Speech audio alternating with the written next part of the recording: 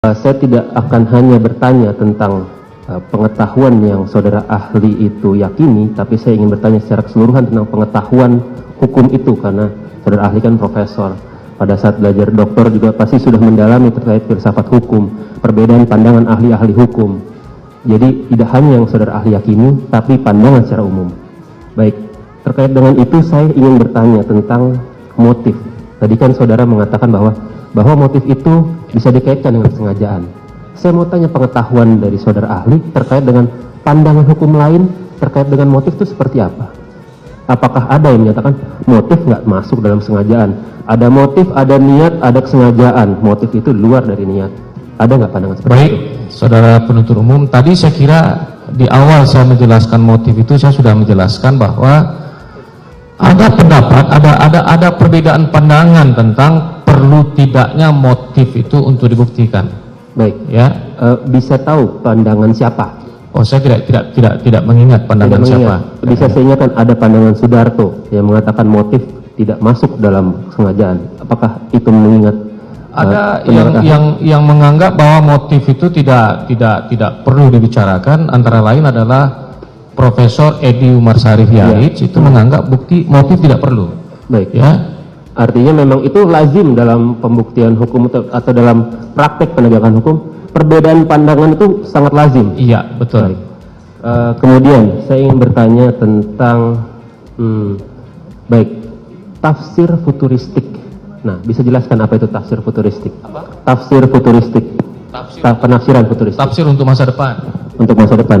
Baik, bagaimana parameternya? Apakah semua aturan-aturan yang sudah akan ada itu sudah bisa kita tarik, atau hanya aturan-aturan tertentu saja yang bisa kita tarik? Yang bisa kita gunakan tentu aturan yang berlaku hari ini. Aturan yang akan datang itu kan baru sebatas apa yang kita kenal dengan nama ius constituendo. Baik. Yang akan berlaku. Seperti umpamanya KUHP nasional yang hari ini kita sudah punya, itu nanti akan diberlakukan 3 tahun kemudian. Tapi pada hari ini dia belum memiliki kekuatan mengikat. Dalam konteks tafsir futuristik, penafsiran futuristik, apakah kita bisa menggunakan itu dalam konteks itu? Ya. Dalam konteks itu bisa? Bisa. Bisa.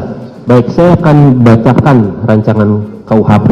Di sini ada pasal yang mengatakan secara tegas bahwa motif itu hanya dinilai pada proses pemidanaan, bukan dalam pembuktian. Bagaimana menurut pandangan ahli?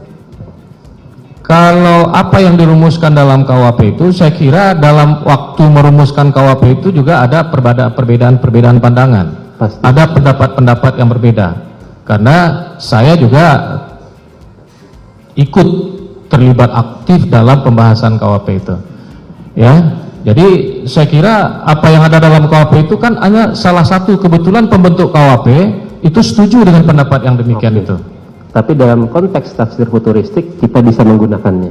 Bisa menggunakan, tapi bukanlah merupakan ukuran yang utama untuk menggunakan itu. Iya. Karena walaupun bagaimana kita tetap terikat pada hukum yang berlaku hari ini. Baik, saudara ahli tadi sudah menjelaskan juga tentang jangka waktu yang tenang. Itu saudara ahli mengaitkannya dengan ahli psikologi untuk menilai hal tersebut. Saya ingin bertanya terkait dengan sebenarnya sifat alat bukti dalam pidana itu mengikat atau bebas? Sifat alat bukti dalam pidana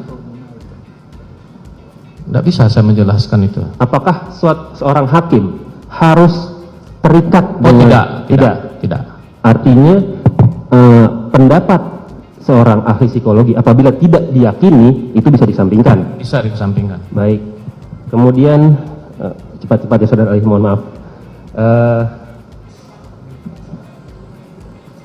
Bisakah dalam khasanah hukum yang saudara ahli pahami dan ketahui, kita itu faktual secara empirik itu ada hakim atau pengadilan yang memutuskan seseorang bersalah 340 tanpa mengetahui motifnya, karena memang ini sudah digali segala macam cara tapi tetap tertutup. Apakah ada dalam khasanah hukum saudara ahli itu terbukti tanpa diketahui motif yang sebenarnya?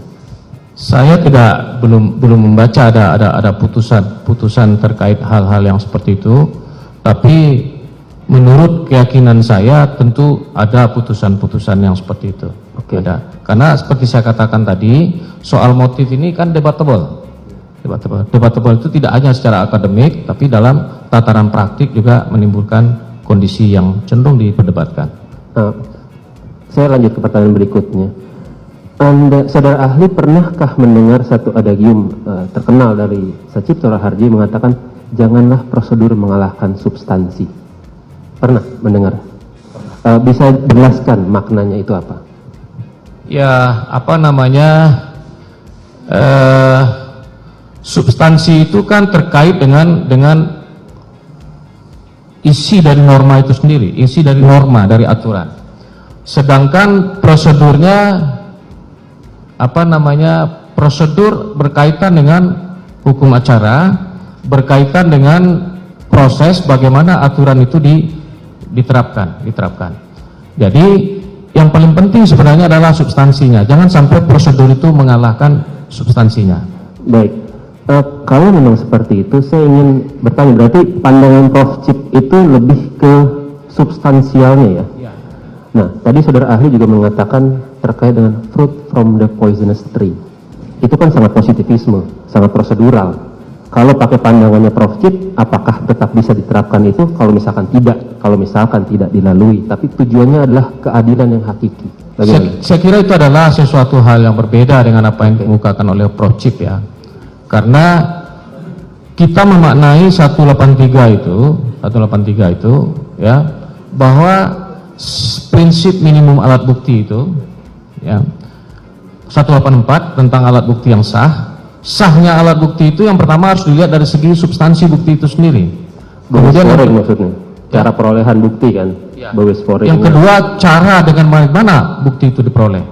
Nah, kalau cara memperoleh alat bukti itu dengan cara-cara yang tidak benar, dengan cara-cara yang bertentangan dengan aturan hukum, maka tentu alat bukti itu harus dikesampingkan dan tidak bisa diterima sebagai bukti yang sah.